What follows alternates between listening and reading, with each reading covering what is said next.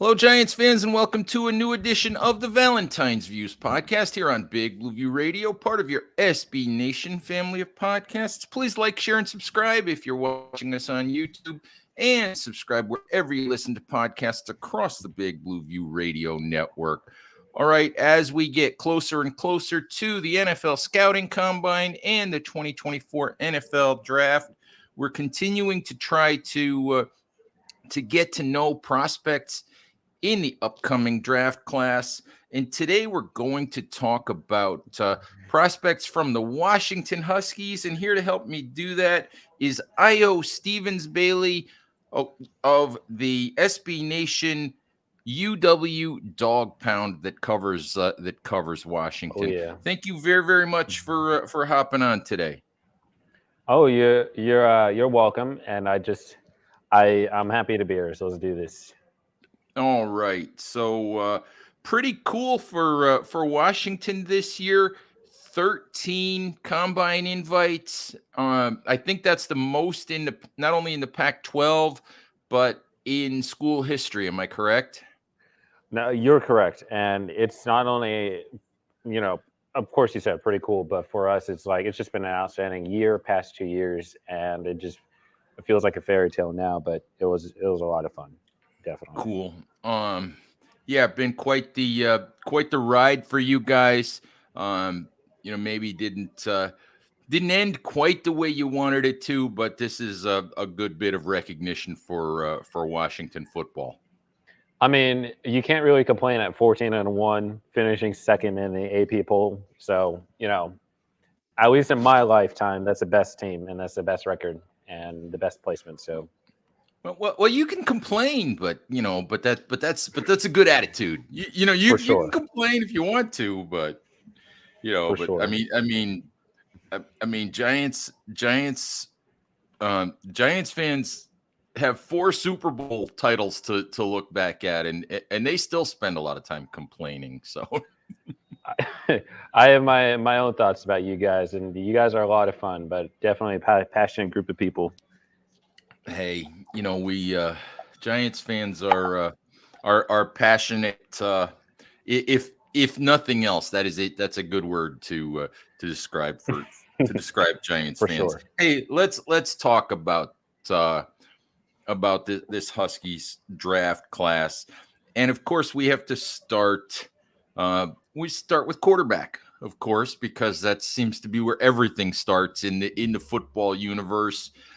Michael Penix Jr. Um, sort of, he's a guy that gets a little bit of a mixed reaction, in the NFL community. Some people look at him and think he's a first round pick. Some people look at him and think he's a guy who should go later. Most people put him in what you would call the sort of second tier of quarterbacks, with Caleb Williams, Drake May, Jaden Daniels being tier one, Penix, Bo Nix, and JJ McCarthy of Michigan, being tier two. Um, where do you put Penix? Yourself. I mean, I know, maybe that's a little bit of a loaded question, because you're a Washington guy, but where do you put Penix? I'm a full-blooded Seattleite, but I have to be realistic. While personally, I want to say he's probably the guy I want on my team. I have to look at it from the perspective of the NFL and the scouts and what they're looking for, right? Um, I personally, I didn't see too much of Jaden Daniel play, so I'm not going to comment on his play. But being of the Pac-12 and an individual who expected not only to be competing with Oregon for the Pac-12 title, but also USC. A lot of my eyes and my co-writer's eyes were on USC all year, and obviously we were in LA. I believe it was the beginning of November, um, and just the only the literal reactions. My writers and I, because we have our own game thread and everything in our group chats, we were just like, holy balls! Like this Caleb Williams, he's an outstanding individual, and obviously, he isn't without controversy. He isn't without his own set of eyes and media and criticisms. But when we watch that, we're like, ignore all of that because this guy is evading sacks. This guy's putting the ball where it needs to. This guy is mobile. He's everything that is great about Penix. I believe he is, and I mean, just every time I watch him, I'm just outstanding. So or astounded, right? So I think when it comes to quarterbacks, I'll probably put him at probably my third quarterback. Um, I did watch a bit more Drake May than Daniels this past season and then the season before, because that's when the transfer quarterbacks, in my opinion, really started to kind of explode in popularity.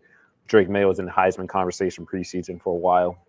Uh, Personally, I didn't see too much that I believe, besides maybe Michael Penix's injury history, that I believe will put May over Penix. The only thing that I will consider is the fact that the NFL for a few years now has been trending more towards mobile quarterbacks. And while Penix's arm might be more strong and more talented, and his field intelligence just seems better, his awareness of reads and stepping up in the pocket when he needs to. Drake May is just a guy who can use his legs at just more of a variety. So while I will put him at my third quarterback, I can easily see that just the market, is trending towards May for that reason. And there's always speculation about quarterbacks being, some people will say overdrafted.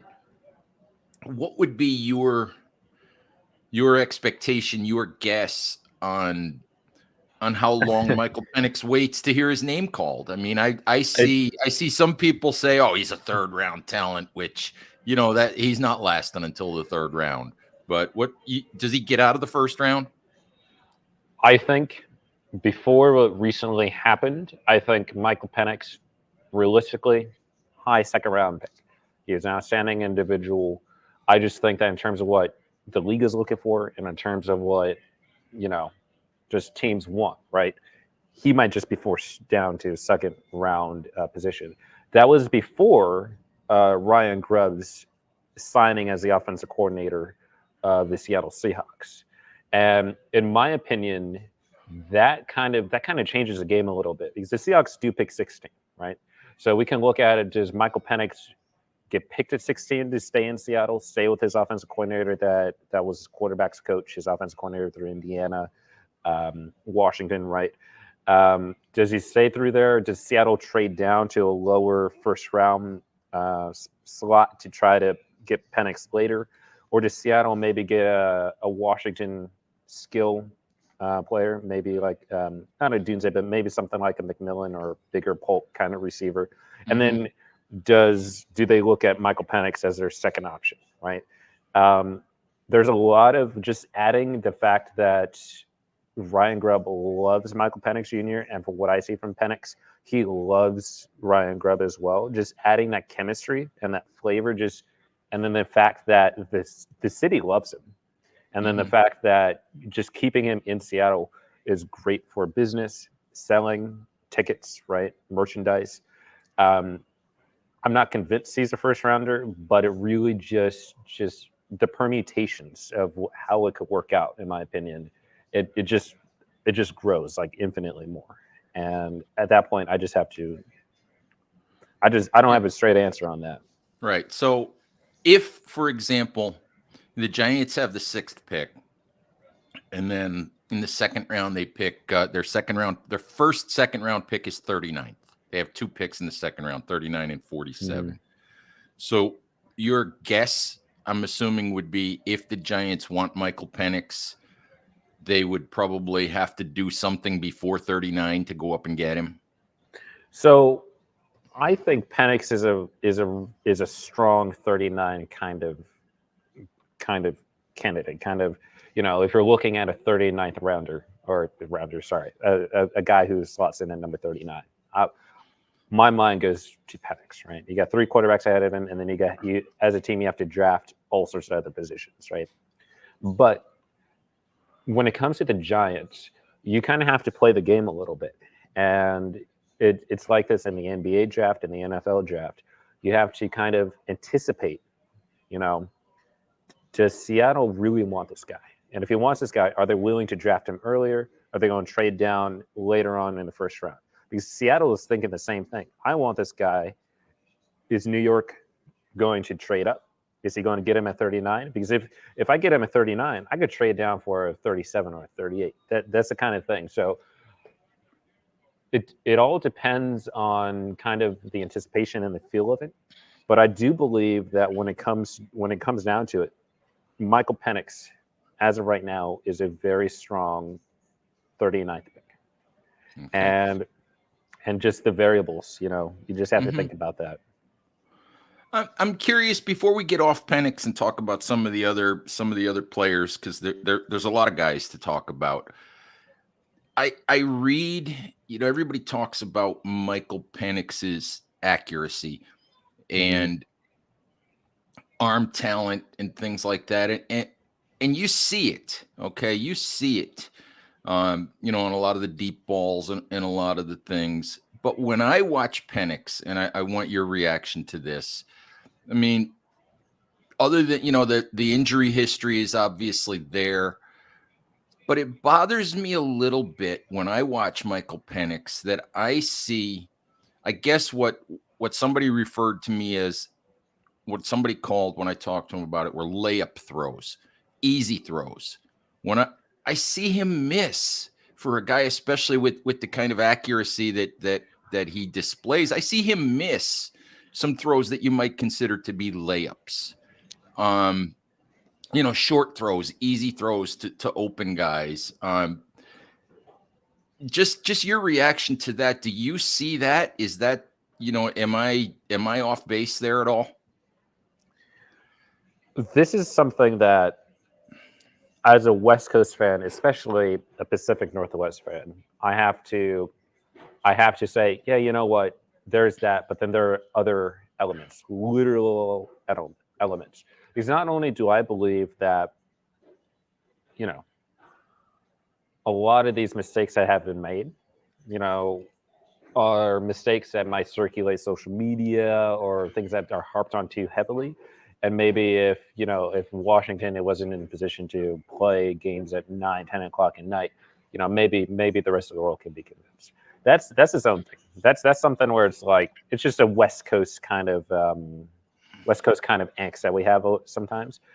My first reaction though is that you really, I think you have to take into account the sort of elements that Michael Penix battled uh, this past season, and obviously, as a Husky fan, as a longtime Husky fan, as a Seattleite, I'm going to make that excuse for Penix every single time, right? So, I'm just going to I'm going to set the stage with that.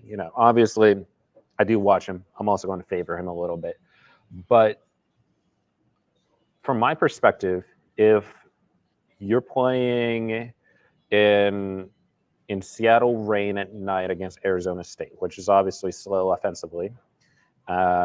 We were told that he had influenza circulating around the team as well. Who knows how much of that is true, right? You have to kind of say some things to kind of brand the team and keep the team going. Because at the time, we're still looking for a Heisman. We're still looking for a playoff spot. So you have to kind of make excuses at the time as a team. So that was information that was put out. But then you go from Arizona State, and then you get wind against Utah. You get a monsoon against Oregon State. You get a monsoon and wind against Oregon State. And then you just get just your natural wet. I don't believe we've played a game in Seattle where it wasn't raining for at least a little bit. And for me, I'm willing to say, you know what? Yeah, sure, Jaden Daniels isn't making that same kind of mistake, or he isn't doing that as often. But I'm not watching Jaden Daniels, and obviously, I haven't seen too many of his games.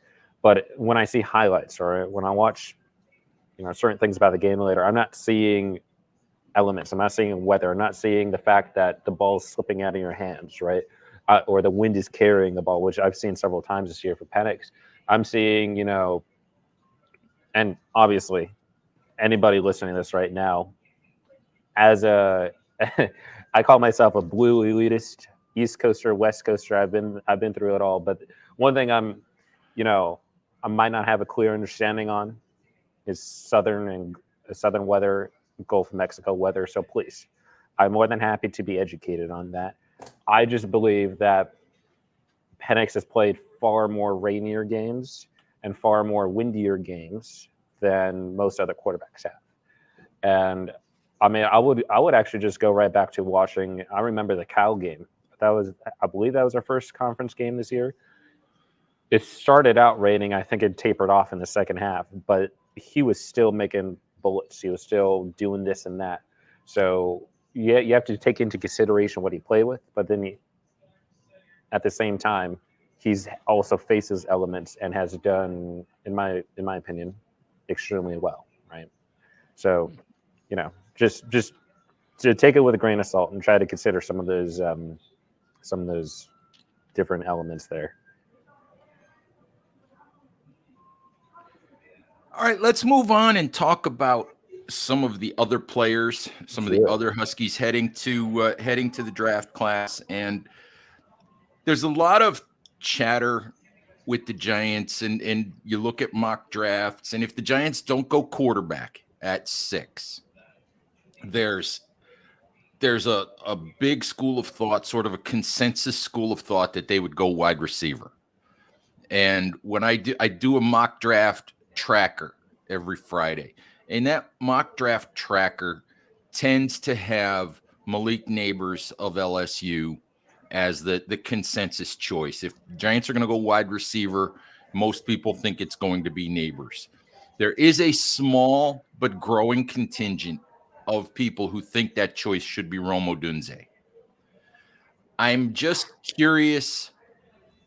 I'm just curious if you think that's a spot for Odunze, and if you think, and I don't know how much of Neighbors you've watched. I mean, if you think or you want to make the case for Odunze instead of or over Malik Neighbors. So I'll say first and foremost, I love Ramadunze as a guy, and I think in terms of this past year, just the type of swag he carried himself with, he was a personality, and I love that.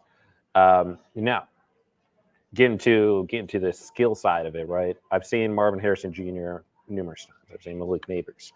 These are excellent receivers, and we just got done talking about Michael Penix Jr. And I'll say. 2 Apple Cups ago, I've seen him throw on his back foot diagonally 40 yards across the field and pinpoint the guy on the sideline. But what you have to also consider with Michael Penix Jr. is the generational talent that Roma Dunze was, the ability to just throw it and that guy is open. Like, sure, you're putting it on a mark, but it helps so much that Roma Dunze was an incredible receiver for the Huskies, that he was just always open, is what it looked like, right? When it comes to Roma Dunze, preseason, I'll say this because, as a sports journalist and as a guy and as a fan of sports yourself, there are numerous occasions where you might get inside information on players. You might be able to, like, for example, before Steve Belichick came down to the Huskies, we were told 3 or 4 days in advance that, Chuck Pagano, he's the favorite. He's about to do this. I guess it didn't work out, but it's that type of inside information where, like, oh man, Chuck Pagano. But then it's the kind of thing where it's like you can't tell the rest of the world yet, kind of thing. Preseason, it was reported to us. We had guys. One of my favorite individuals, co-writers, Aaron. We had guys attending these preseason camps or these preseason trainings and workouts, talking to players, talking to inside staff. It was reported to us that unofficially, I believe the number is either at a 4.3. I believe it was still lower than 4.35. This is back in August, so I will definitely at some point just try to recover what that thread or what that message was specifically. But it was reported to us that right around about the 4-3 mark, maybe even lower, maybe 14-9, Romo Dunze was running. And we were like, oh man, this guy is fast. And he showed that on the field. And obviously, with the combine next week, right, we're going to get to see that. And my money is on Roman Dunze. I don't know if he breaks John Ross's record, which another former Washington Husky receiver, but the type of speed that he delivers, I think, is enough to separate him from a Malik Neighbors kind of guy. And it might just come down to who's taller, who's better at blocking kind of thing. But I think when it comes to New York Giants, I think if I were them, I would look at Roma Dunze as a very strong and powerful option. Speed, just the skill he provides, personality he has, and he's a hardworking individual. So, and I can, and just know from knowing what I've watched with the New York Giants, he can easily fit in that system, in my opinion, as well. So I wouldn't be surprised, and I wouldn't expect it either.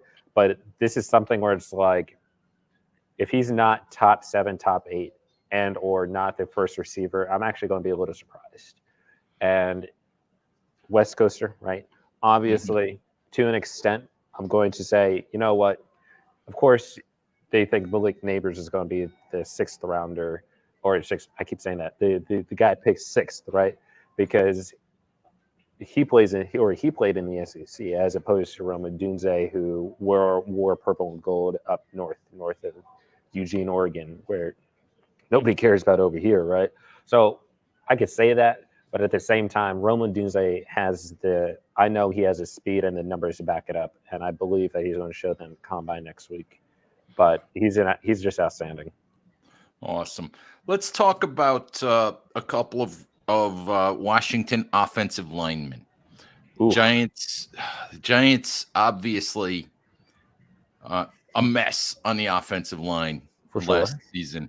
And I look at Washington and a lot of people thought they had perhaps the best offensive line in the country. Two guys, in particular, I want you to speak to, and I may butcher the pronunciation of his first name. I mean, it's Troy Fautanu, who's looked at as a likely first round pick. And a little bit later on, his offensive tackle Roger Rosengarten.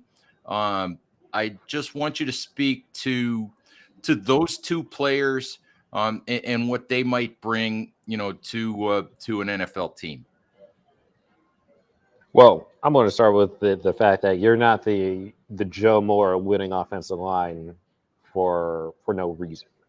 And obviously, we had freshmen, sophomores, juniors. These guys were an outstanding group of people. Penix is great at evading sacks, but at the same time, the pass protection is outstanding. The holes that they're opening up is outstanding. And it starts with the older, more experienced veterans, as in Rosengarten and Fautanu. I'm going to speak a little bit more about Fautanu, though, because whereas offensive line is in a position that you think about on a regular basis. You don't see them as individuals. Sometimes you see them as a unit on the field, and that can suck. That can stink for them.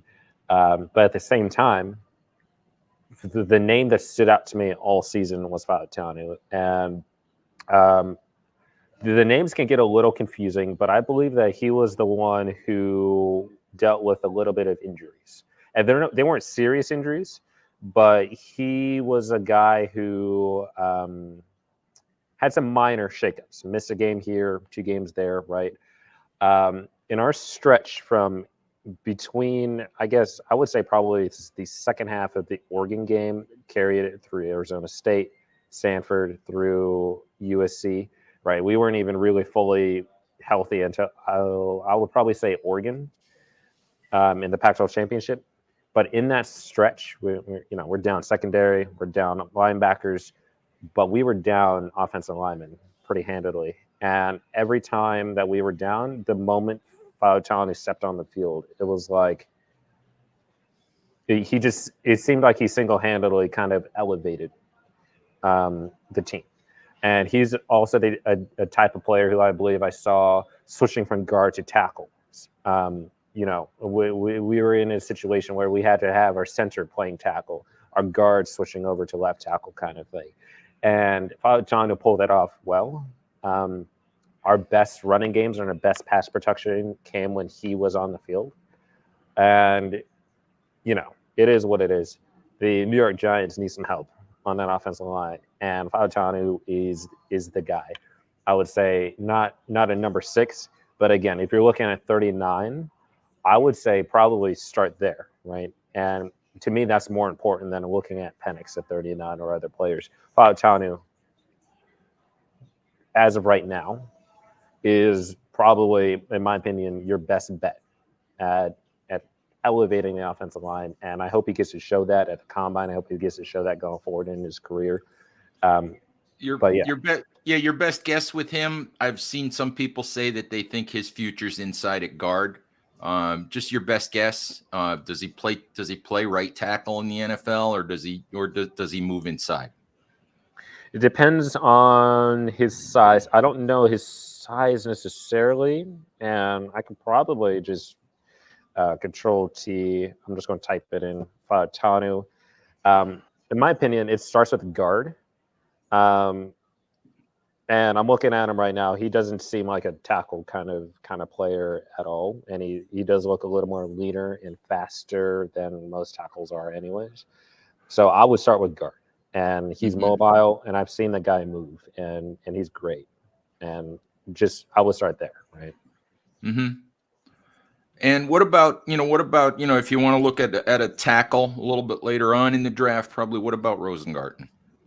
Rosengarten, again, I've talked about Valentine just because that's the name that has been brought up the most, that we talk about the most, in a position where you don't really talk about the name. So when you hear a name, you kind of remember it, right? Rosengarten, I haven't specifically myself talked about as much. He's a bit more of a tackle kind of player. So if you're looking at building a line, again, we're talking about the Joe Moore winning offensive line, and I mean, as soon as DeBoer left the Huskies, we're losing offensive linemen left, right to Ole Miss and other teams because these are highly sought after individuals. So while I can't necessarily speak to his individual talent too much, I just haven't seen too much of that.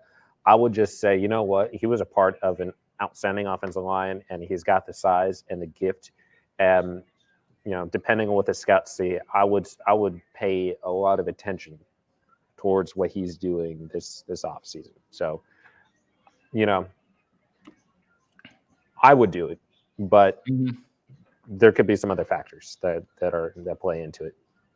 And there are plenty of other Huskies who are considered draft worthy. Obviously, with 13 guys headed to the combine, I want to ask you about Dylan Johnson, for the simple reason that the Giants could be in a situation here where they're looking to build a new running back room. They could be in a situation where Saquon Barkley is somewhere else. Johnson right now, I think he's looked at as maybe an early day 3 kind of candidate. At least that's what I'm looking at here when you look at the NFL mock draft database. Just your thoughts on a guy like Dylan Johnson, and and what he can bring to an NFL backfield. I love the dude, and I keep saying that. I just realized all these guys are very talented and quality men and players.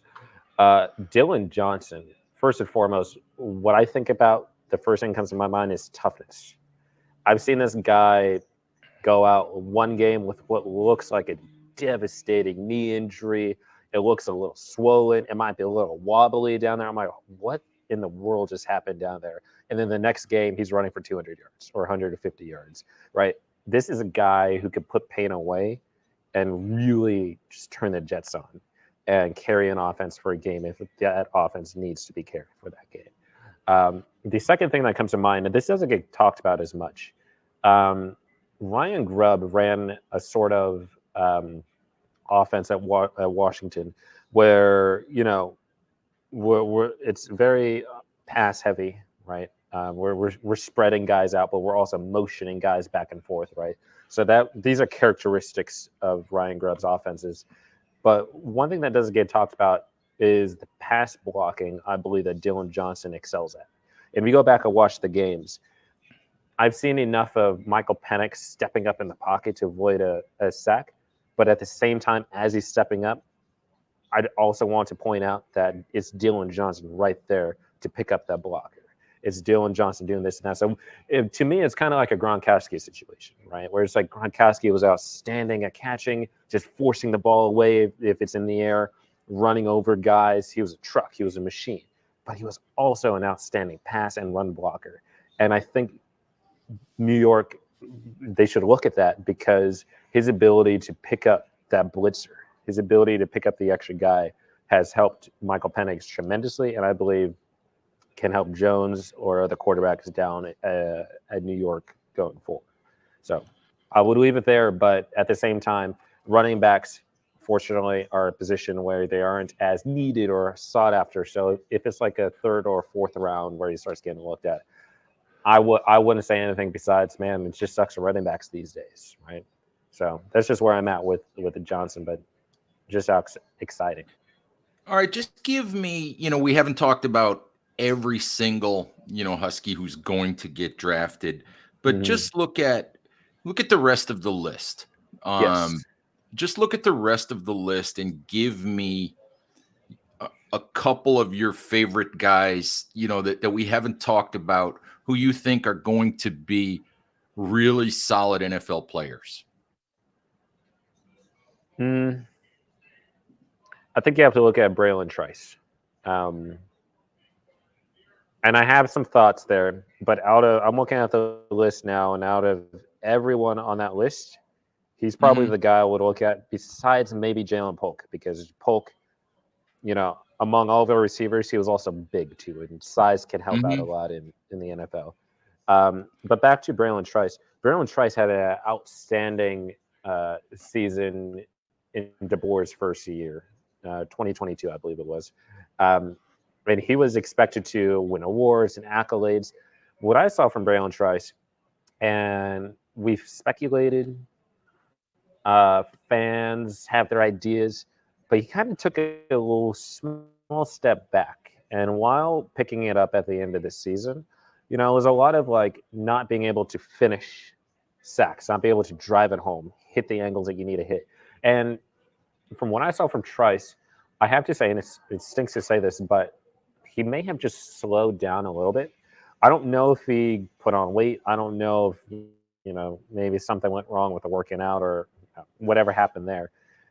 But Braylon Trice, I think later on in the season was able to say, you know what, I've taken a step back. I'm not hitting sacks. I'm not doing what I'm supposed to do as an edge rusher. And I think not only was he able to pick that up and really get faster, complete those drives, hit those angles, but I think he has a history, 2022, 2021, that says, you know what, this guy can be a demon, right? And maybe it just takes being among NFL guys, getting the NFL training to get bigger, faster, stronger. That's what my coach used to say all the time. Getting the facilities and the schemes to make it work. Maybe that's just what it is. But I would start there because Braylon Trice was an easy first rounder at the beginning of the season. Now he might be an early second rounder, still might be a late first rounder, but he's a guy that I see easily going. Uh, I want to say in the first day or two, could Mhm. wait until the third round, but I loved what I saw from him, and I think he had the work ethic to kind of pick it up and make it better for himself. Yeah, that's interesting. That's another position where the Giants could use help. The Giants obviously have Mm-hmm. Kayvon Thibodeau.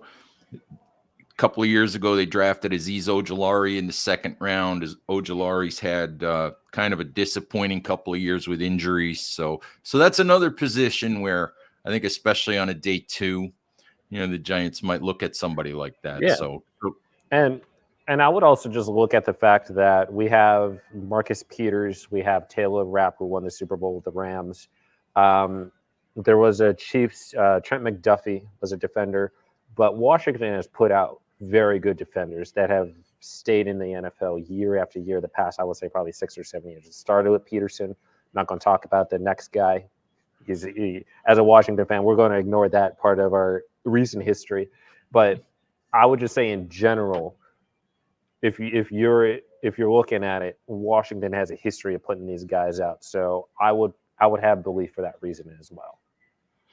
Absolutely. Hey, appreciate the time. If you want to just let folks know, where they can find your work, where they could find you on social media, if they're interested in more Washington Huskies content, just go ahead. Absolutely. I write for UW Dog Pound, UWDAWG. I did football recaps during the football season. I did a couple analysis pieces, but I was really contributing to analysis with my co-writers. Alex is outstanding.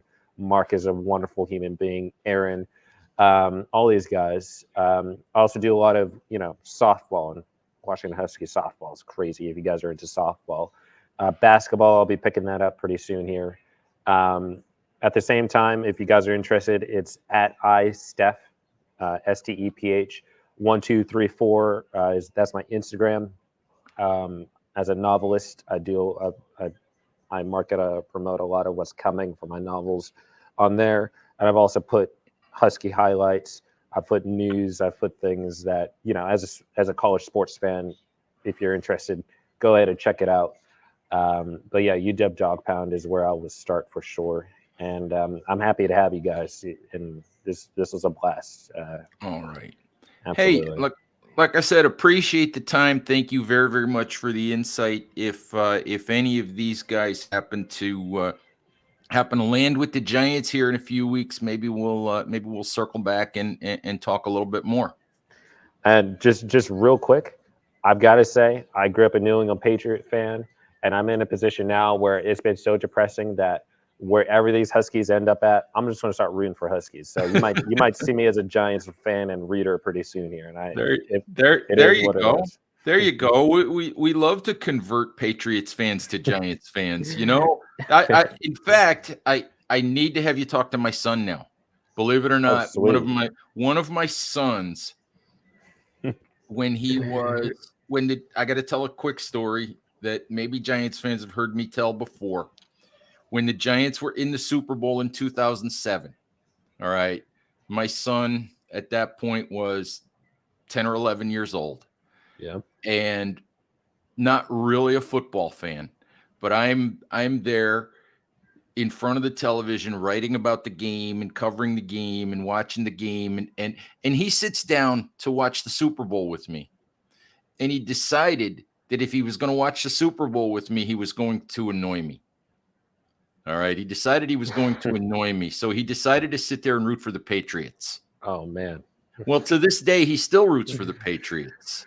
So I have to live with that. At least, the Giants have 2 Super Bowl victories over the Patriots, but somehow, he's a Patriots fan only because, he did that son thing where he just decided he had to annoy me, and so he still annoys me. Well, I will say the earliest Patriots game I ever remember is the other Super Bowl, and I was so excited. I was maybe 9. If that was 2011, I was probably 9. I was so excited, and then I just went next day. Saw my teacher, Mrs. Bruiser. She retired a long time ago, and I was in tears. I was devastated because I really thought that we were going to bring that home. And I remember the Welker drop, and I remember this and that, and yeah, that was the first ever game. So that's what got me into football. So it's coming full circle here with you guys. There you go. All right. Hey, appreciate the time, as I said. And Giants fans, thank you as always for listening. Please stay safe out there, take care of each other, and we'll talk to you soon. Bye bye.